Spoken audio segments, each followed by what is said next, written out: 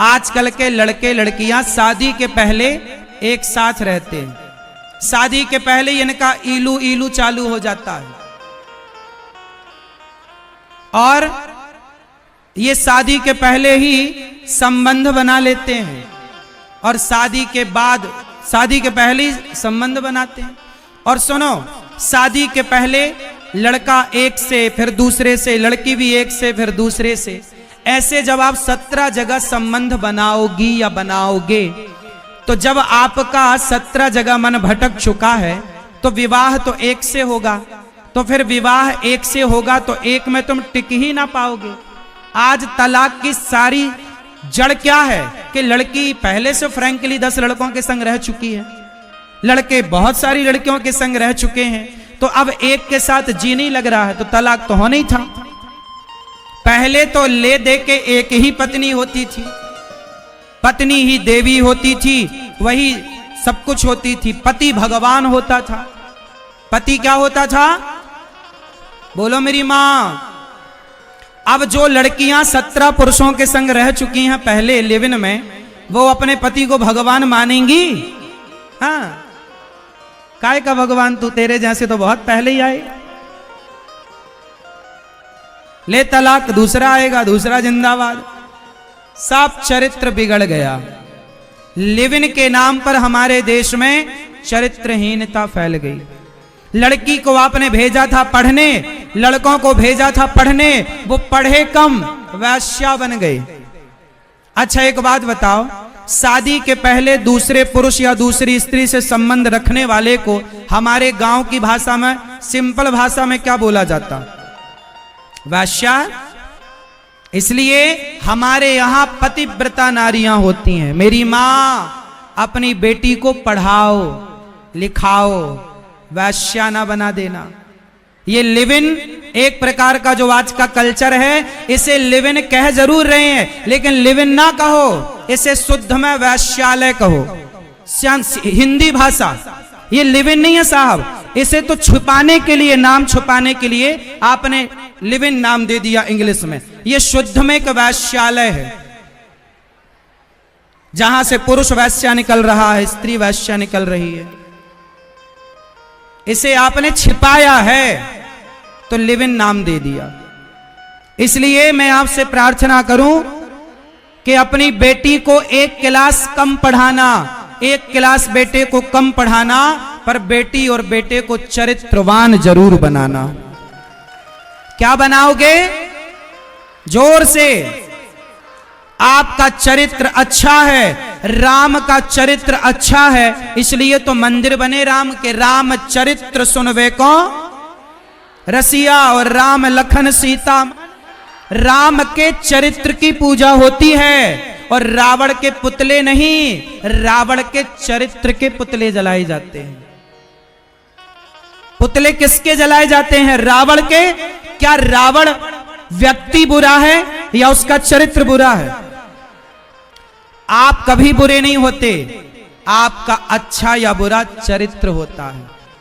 इसलिए मर जाना बेहतर है साहब। हमारे यहां झांसी की रानी को कितने लोग जानते हो? खूब लड़ी मर्दानी वो तो सिंहासन हिल उठे राजवंशों ने, भ्रगुटी तानी थी, बूढ़े भारत में भी आई फिर से नई जवानी थी। खूब लड़ी मर्दानी वो तो। झांसी की रानी जो है, जब झांसी की रानी को अंग्रेजों ने घेर लिया और वो जंगल गई तो उनके घोड़े को गोली लग गई। झांसी की रानी जब मरी तो बताओ उनकी आयु कितनी थी? आप बताओ बहन, झांसी की रानी की उम्र क्या थी? ये बहन बताएंगे। ये बहन, झांसी की रानी जब मरी क्या आयु थी? 23 ईयर, 23 साल। घोड़े को गोली लग गई, बच्चा छोटा पीठ में बांध रखा था, विवाह हो चुका था, एक बच्चा था। जंगल में एक साधु मिले, बच्चा संत को दिया और साधु के कुटिया को, घास को ऊपर डाला, आग लगा दी, जिंदा जलने लगी झांसी की रानी। साधु ने कहा, बेटी क्या किया तूने, जिंदा क्यों जल गई? ये पाप है बेटी। झांसी की रानी ने जो आखिरी शब्द कहे थे वो हर लड़की को सुनना चाहिए। झांसी की रानी ने कहा, संत जी कह देना दुनिया वालों को, जब तक शरीर में ताकत थी घोड़े ने, लोगों ने साथ दिया तो मैं राष्ट्र के लिए लड़ती रही, मैं देश की रक्षा करती रही। लेकिन अब दुश्मनों से घिर चुकी हूं और मैं भारत की लड़की हूं। यदि मैं जिंदा अंग्रेजों को लग जाती हूं हाथ, तो अंग्रेज मुझे नोच नोच करके खा जाएंगे। और मैं भारत की लड़की हूं महाराज, मैं आत्महत्या नहीं कर रही हूं, मैं अपने चरित्र की रक्षा कर रही हूं। ये मेरे चरित्र की रक्षा है। मर गई वो लड़की, पर अपने चरित्र पर दाग ना लगने दे। ये चरित्र होता है, ये थोड़ी कि तुम जानकर दूसरों लड़कों के सामने परोसती हो अपने आप को, आओ हमारा शोषण करो। आजकल जानबूझ करके बहुत सारी लड़कियां, मैं सबको नहीं कह रहा हूं, सबको एक तराजू में नहीं रख रहा हूं, पर अधिक मात्रा में अब समाज में ऐसे लोग हैं, जानकर परोसा जा रहा है कि आओ हम तैयार हैं आपके लिए। ये इससे बड़ी चरित्रहीनता क्या होगी मेरी मां? हमारा देश कैसा था, इस देश की पहचान, अब आप कहते हो हमारा देश बड़ा धार्मिक है, लेकिन देखो ना अमेरिका आगे चला गया, लंदन बहुत आगे चला गया, जापान बहुत आगे टेक्नोलॉजी में, पैसे में चला गया, तरक्की में चला गया, भारत बहुत पीछे रह गए ना। भारत कभी किसी से पीछे था ही नहीं। बात टेक्नोलॉजी की करो तो अमेरिका आगे है, बात पैसे की करो तो अमेरिका आगे है, लेकिन बात चरित्र की करोगे ना तो भारत ही आगे है। और हमारे देश में पैसे वाले को बड़ा नहीं माना जाता, हमारे देश में चरित्र वाले को बड़ा माना जाता है। पैसे वाले को बड़ा माना जाता तो रावण के मंदिर बनाए जाते, चरित्र वाले को बड़ा माना गया, इसलिए घास की झोपड़ी में रहने वाले राम के मंदिर बनाए गए। मैया किसको बड़ा मानती हो आप, पैसे वाला या चरित्र वाला? जोर से हां। इसलिए मेरी मां, हमारा देश सबसे बड़ा है, सबसे विकसित है। वो विकास कैसा? अपने चरित्र को गवा के विकास किया तो क्या किया? अमेरिका में विधवा स्त्रियां नहीं होती, भारत में विधवा स्त्रियां होती हैं। क्यों? हमारे यहां पति मर जाए तो उसकी विधवा रहकर जिंदगी गुजार देती हैं, पर पराये मर्द की तरफ आंख उठाकर नहीं देखती। ऐसी स्त्रियां सिकंदराबाद में हजारों मिल जाएंगी और पूरे भारत में लाखों की संख्या में मिल जाएंगी ऐसी स्त्रियां। आपकी मौसी, आपकी बुआ, आपकी दादी, आपकी नानी, जवानी में बहुत सारी स्त्रियां विधवा हो जाती हैं, सारी जिंदगी उसकी विधवा रहकर गुजारती हैं और उसके चरित्र पर एक दाग नहीं लगता। ऐसी स्त्रियां इस देश में है या नहीं? हाँ या ना? जोर से।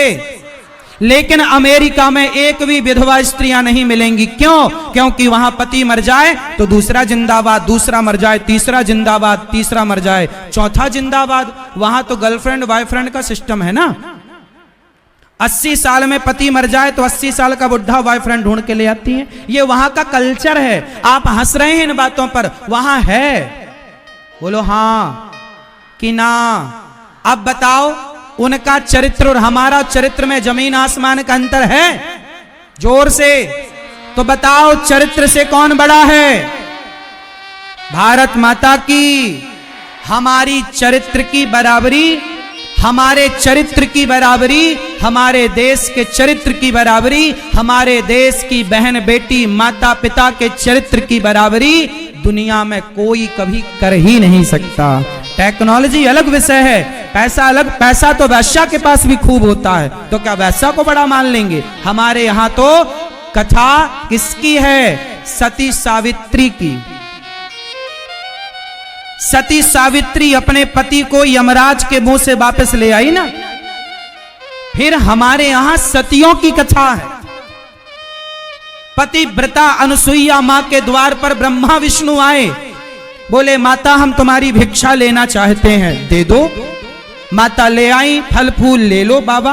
बोले नहीं, ऐसे नहीं लूंगी, पहले अपने सारे कपड़े उतारो। माता अनुसुईया को कहा ब्रह्मा विष्णु महेश साधु बनकर आए, बोले आप अपने कपड़े उतार दो, हम भिक्षा लेंगी। माता अनुसुईया समझ गई कि मैं पतिव्रता हूं, और पतिव्रता नारी किसी और पुरुष के सामने निर्वस्त्र खड़ी हो जाए, ये पातिव्रत धर्म को नष्ट करना है।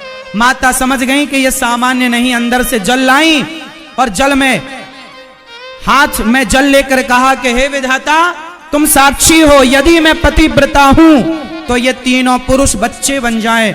ब्रह्मा विष्णु के ऊपर छोड़ा, तीनों बच्चे बन गए। मैया ने दूध पिलाया, पालना में झुलाया। ये कथा जानते हो कि नहीं?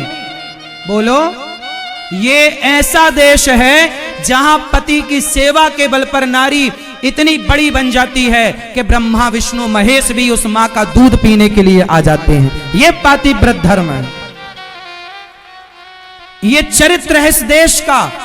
इसलिए मेरी मां, बेटी को एक कक्षा कम पढ़ाओ भले, पर चरित्रवान बनाना। मेरी बहनों, कोई लड़का तुम्हें देखे और तुम्हें आई लव यू कहे तो उसका आई लव यू तुरंत वापस करना। बोले अपनी मां को आई लव यू कहे, मुझे कहने की जरूरत नहीं। तेरी मां से प्यार कर, तेरी मां को तेरे प्यार की बहुत जरूरत है। मुझे प्यार करने वाली मेरी मां है और मेरा बाप है। अच्छा बताओ, आपके माता पिता आपको प्यार करते हैं कि नहीं? किस किस के मां बाप प्यार करते हैं? तो क्या आपको और किसी के प्यार की जरूरत है? अपनी मां से कहो कि मां हमें आपके सिवा किसी और के प्यार की जरूरत नहीं। आपके पिता चप्पल घिस गई तुम्हारे बाप की तुम्हारे लिए कमाते कमाते। सुनो, तुम अच्छा स्कूल में पढ़ती हो ना, अच्छे कॉलेज में पढ़ती हो ना, हाँ या ना? तुम्हारे पिताजी मेहनत करते हैं कि नहीं? पैसा लाते हैं ना?